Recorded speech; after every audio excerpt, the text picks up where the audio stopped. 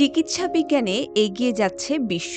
২০২৪ সালের এক প্রতিবেদনে বিশ্বের ১০০টি দেশের স্বাস্থ্যসেবার মান বিশ্ব পরিসংখ্যানে উঠে আসে। স্বাস্থ্যসেবা ও চিকিৎসার মানে তাইওয়ান, দক্ষিণ Korea, Japan, France, Venezuela, Netherlands সহ চীনের নাম উঠে আসে। চীন বর্তমানে চিকিৎসা ক্ষেত্রে অনেক উন্নতি করেছে। ২০১৩ সালে চীনের হুনান প্রদেশের একটি কারখানায় ভয়াবহ দুর্ঘটনায় জে ওয়ে নামের এক কর্মীর পুরো ডান হাত কেটে বিচ্ছিন্ন হয়ে যায়। এই পরিস্থিতিতে যেখানে অনেকেই আশা ছেড়ে দিতেন, সেখানে চীনের চিকিৎসকরা গড়লেন এক ইতিহাস।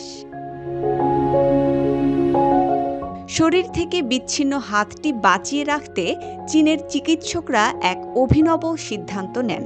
তারা জেওয়ের হাতটিকে তার পায়ের সাথে অস্থায়ীভাবে সংযুক্ত করেন।